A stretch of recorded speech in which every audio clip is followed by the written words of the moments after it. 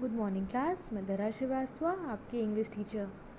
बच्चों, हम लोग रिप वॉन विंकल पढ़ रहे थे एंड आज हम उसकी लास्ट एक्सरसाइज को डिस्कस करेंगे और इसके साथ ही हमारा हाफ ईयरली का सिलेबस जो है वो कंप्लीट हो जाएगा और इसके बाद फिर आप अपना रिवीजन वर्क स्टार्ट कर देंगे। आज का ये जो पोर्शन है क्रिएटिव राइटिंग का, इसको डिस्कस कर लेते हैं and let's find it out क्या है इसमें करने के लिए। कह रहा है, right about your self using the following expression: do you play in the park, go to bed late, fuss over food, study hard, etc. ठीक है, अब आपको बताना है जो भी वर्ड्स यहाँ पर दे रखे हैं, जो भी एक्सप्रेशंस यहाँ पर दे रखे हैं, इनको देख करके आपको अपने बारे में कुछ यहाँ पर लिखना है। ओके, तो आइए देखते हैं कैसे हम लिख सकते हैं। जैसे अगर हमने फर्स्ट वर्ड यूज़ किया ऑलवेज़, तो हमें ऑलवेज़ यूज़ करके अपने बारे में एक सेंटेंस बनाना है। जैसे कि ऑलवेज़ मीन्स हमको पता है, ऑलवेज़ मीन्स हमेशा, तो हम कह सकते हैं कि I always wake up at 7 o'clock, मैं हमेशा 7 बजे उठ जाता हूँ। I always finish my work on time, मैं हमेशा अपना काम को सही समय पर कर लेती हूँ। I always help my mother, मैं हमेशा अपनी मम्मी की सहायता या हेल्प करती हूँ। ओके, सिमिलरली अगला वर्ड है फ्रीक्वेंटली। फ्रीक्वेंटली मतलब बार बार, मतलब अक्सर, एक के बाद एक।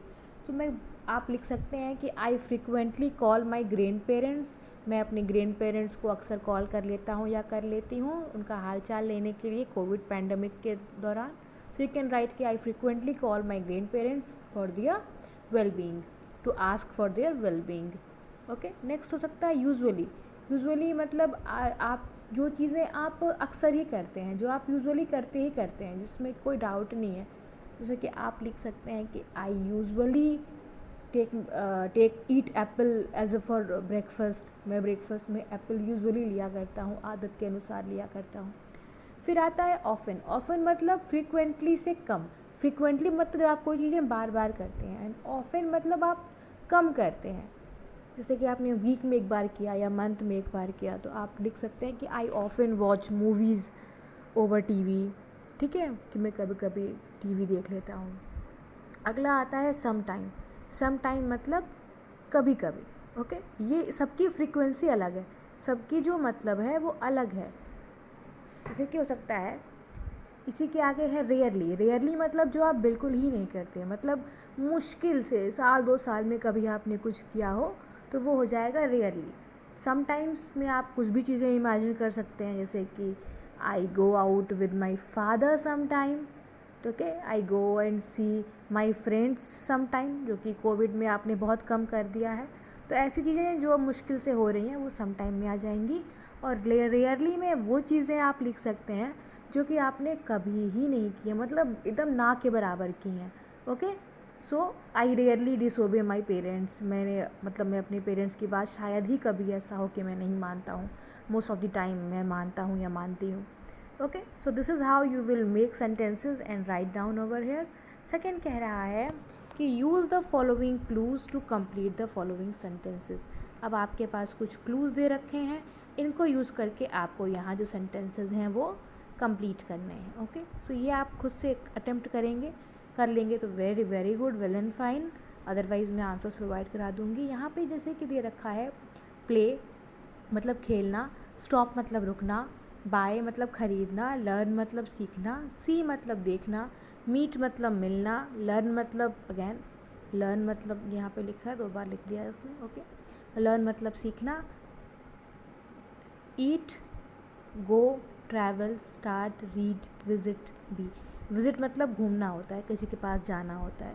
रीड मतलब पढ़ना होता है, ट्रैवल मतलब यात्रा करना होता है। ये सब चीज़ें आपको पता ही है, ईट, गो भी ये सब पता ही है आपको। These are very easy words. Okay, so अब इनका हमें यूज़ करना है। नाउ लेट्स सी व्हाट यहाँ पे कह रहा है, right 3 new things you have done in the last 3 years। तो आपने पिछले 3 सालों में ऐसी कौन सी नई चीज़ें स्टार्ट की हैं, नई हैबिट बनाई है, कुछ भी नया किया है, उसे आपने लिखना है। सपोज़ आपने पतंग उड़ाना नया शुरू करा है, तो आप लिखेंगे I have started flying kites, I have started visiting temples, मैंने मंदिर जाना शुरू करा है। ठीक है, I have started learning playing guitar और learning to write clearly, learning to improve my hand writing. ऐसा कुछ भी आप लिख सकते हैं। अगला कह रहा है right 3 things you have not done in the last 3 years. आपने आपके पिछले 3 सालों में आपने क्या नहीं किया है, आपने वो लिखना है। सपोज़ आपने की कोई बुरी आदत थी, आपने उसे छोड़ दी है, या कुछ है जो आप अब नहीं कर पा रहे हैं, मिस कर रहे हैं, ऐसी चीज़ें आप यहाँ पर लिख देंगे। सपोज़ कि आप दोस्तों के साथ रोज़ शाम को खेला करते थे, तो अब आप लिखेंगे कि आई have not played with my friends now a days, I have stop playing with my friends. तो आप स्टॉप का यूज़ कर लेंगे, प्ले का यूज़ कर लेंगे, ठीक है। I have not met, meet जो होता है वो प्रेजेंट फॉर्म होता है, मेट जो होता है वो पास्ट फॉर्म होता है, ठीक है। I have not met my grandparents, मैं अपने दादा दादी से बहुत दिन से नहीं मिला हूँ, या जो कुछ भी। तो इस तरह से आप सेंटेंस बनाएंगे। कोई डाउट आएगा, ग्रामेटिकल एरर होगा तो मैं सही करूँगी। और इसके साथ ही हमारा चैप्टर फिनिश होता है। आपके हाफ ईयरलीज़ का डेट आपको मिल जाएगा, 1-2 दिन में आपके हाफ ईयरलीज़ स्टार्ट होने वाले हैं। यहाँ तक का आपका सिलेबस है, और यहाँ तक आपका आएगा रिप वन विंकल तक एग्ज़ाम में from chapter 1। So start your preparations from now on. Her chapter को पढ़िए, कोई डाउट है तो मुझसे क्लियर कराइए एग्ज़ाम से पहले एग्ज़ाम के 1 दिन पहले कोई डाउट क्लियर नहीं होता है बच्चों। ओके, आई होप आपको ये समझ में आया होगा कैसे करना है। इसके साथ ही आज की क्लास को यहीं पे रोकते हैं। नेक्स्ट क्लास में फिर मिलेंगे, बहुत कुछ सीखेंगे। Thank you class.